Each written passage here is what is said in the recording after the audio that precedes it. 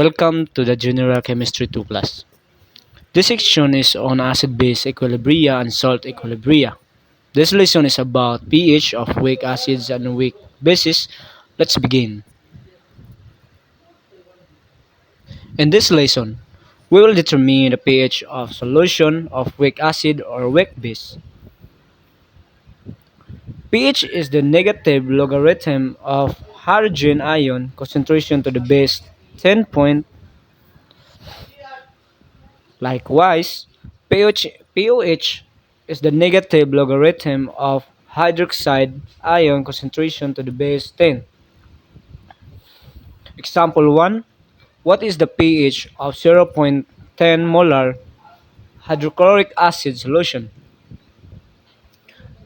Hydrochloric acid is a strong acid since it dissociates completely in water.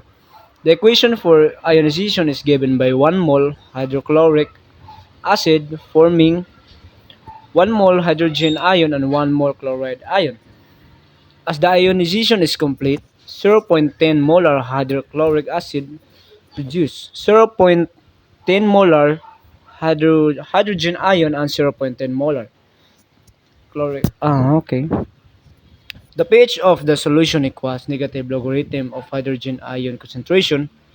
Substituting and concentration of hydrogen ion gives us pH equals to 1.00. Example 2. What is the pH of 3.8 times 10 raised to the power of negative 4 molar barium hydroxide solution? The ionization of barium hydroxide produces barium and hydroxide ions. For every mole barium hydroxide ionized, 2 moles of hydroxide ion are produced.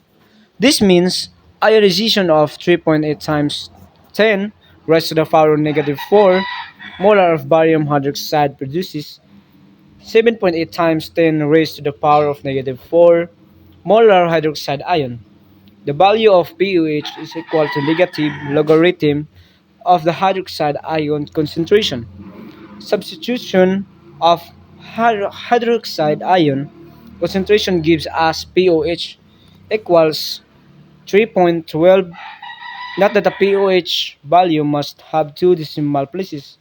Since the concentration has two significant figures, the pH can be calculated from the identity pH plus pOH equals 14, or pH is equals 14 minus pOH. Plugging in the pH gives pH equals to 10.88. Example 3. What is the pH of 0.10 molar acetic acid solution? The key of the acid is 1.75 times 10 raised to the power of negative 5. Solution. The ionization of acetic acid is a reversible reaction. In water, acetic acid produces hydrogen and acetate ions. We need to find the concentrations and equilibrium. Initially, we have 0.10 molar acetic acid. At this point, hydrogen and acetate ions are absent. As the reaction reaches equilibrium, acetic acid concentration is lowered by X, hence the negative of sign, while hydrogen and acetate ion concentration increased by X dose. The equilibrium concentration of acetic acid is 0.10 minus X, while that of hydrogen and acetate ions is X. The expression for Ke equals to equilibrium concentration of hydrogen ion times that acetate ion divided by the acetic acid, substituting the value of Ke and equilibrium concentration. We have 1.75 times 10 raised to the power negative 5 is equal to x squared over the quantity 0.10 minus x. A way to simplify this equation is through approximation by the 5% rule. The assumption of is that the value of x is too small compared to the initial concentration of the acid or base. To apply this rule, Neglect x in the denominator, then solve for x in the simplified equation. The obtained value of x must be 5% of the initial concentration of the acid or base, else the assumption is not valid in our case. Let us try to cancel x in the denominator. The 5% rule applies to both equations for Ke and Kb.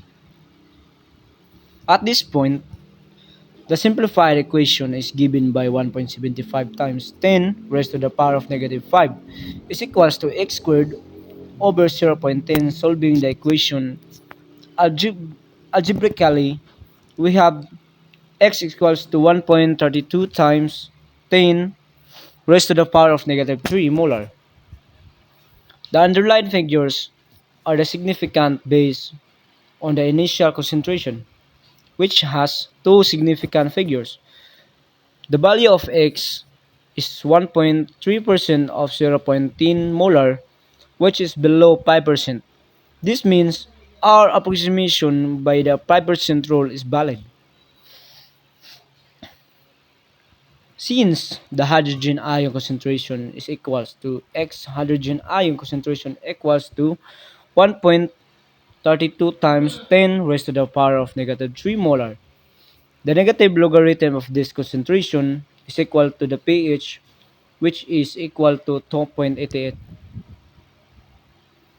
Example 4. What is the pH of 0.0050 molar sodium carbonate solution? The Kb of carbonate ion is 2.1 times 10 raised to the power of negative 4. Solution.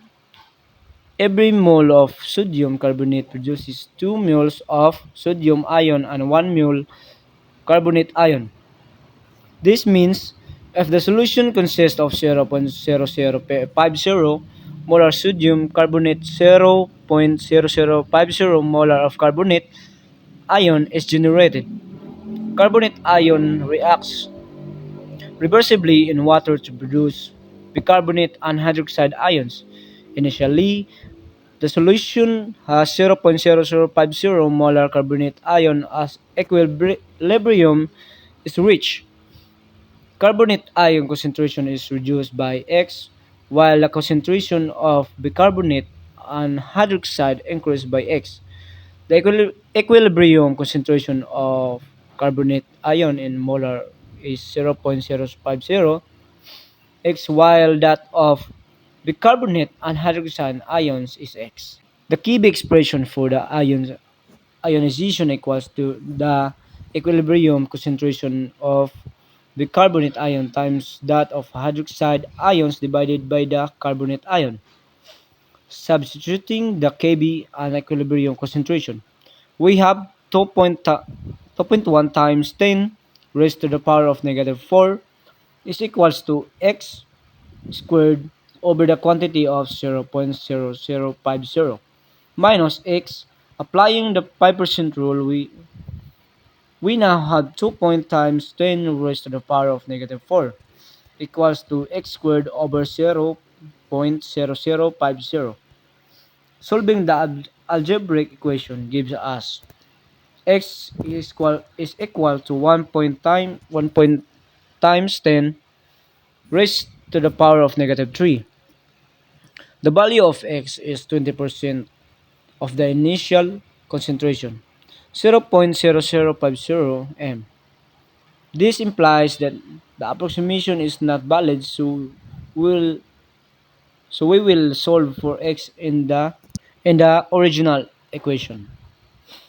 Let's go back to the original equation.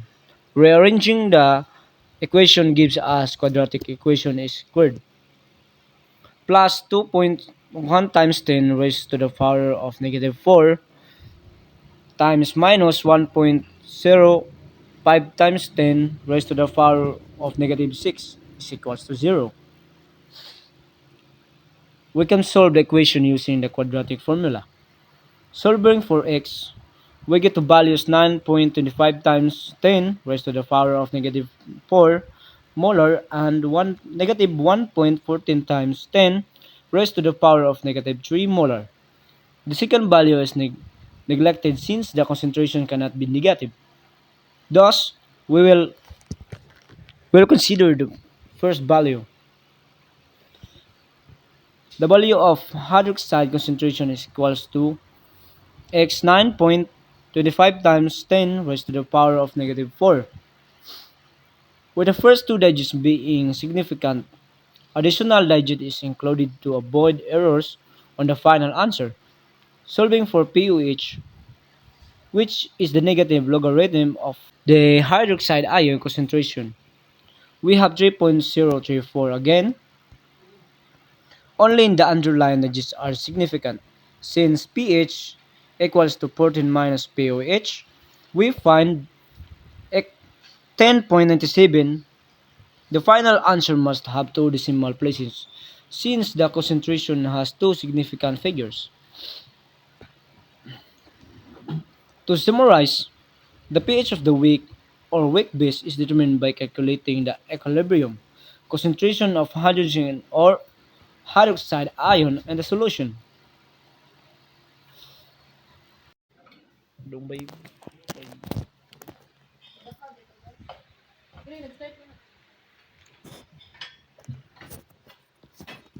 Acid-base equilibria and salt equilibria. Part 6. pH of weak acids and weak bases. Quiz. Select the correct answer. Number 1. What is the pH of 0.0034 im MHNO3 solution? Letter E, letter B, letter C, letter D. Letter E had 3.94, B 2.47, then C 7.04, and D 9.41. What is the pH of 4.6 times 10 raised to the power of 5 m? LiOH solution. Letter E 9.66, letter B 12.64, letter C 6.87, and letter D 4.67. What is the value of H plus? Letter E 0.013 m, letter B 0.23 m, letter C 0.0034 m, and letter D 0.0019 m. Consider E 1.0 m solution of formic acid HCOH Ka equals to 1.8 times 10 negative 4. Number 4. What is the pH of the solution? E 2.78, letter B 3.46, letter C 0.19, and letter D 1.87.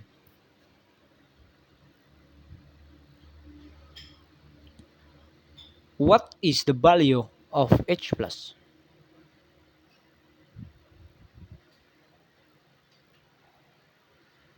Letter E 0.010, letter B 0.0037, letter C 0.00051, letter D 0.020. What is the pH of the solution? Letter E 1.99, letter B 3.04, letter C 10.47, and letter D 8.12. What is the value of OH? Letter E 3.2 times 10 raised to the power of 6. Letter B 7.7 times 10 raised to the power of 6. Letter C 6.4 times 10 raised to the power of 4. Letter D, 12.10, 12.8 times 10 raised to the power of 3.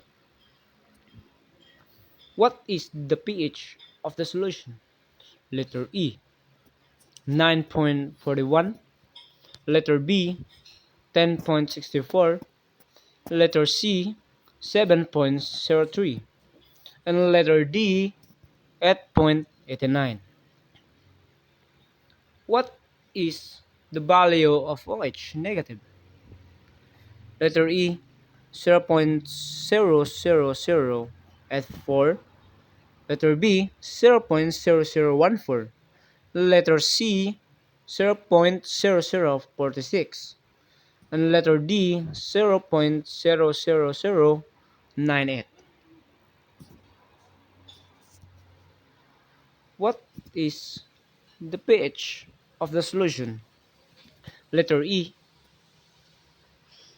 9.18. Letter B, 11.16. Letter C, 10.53. Letter D, 13.69.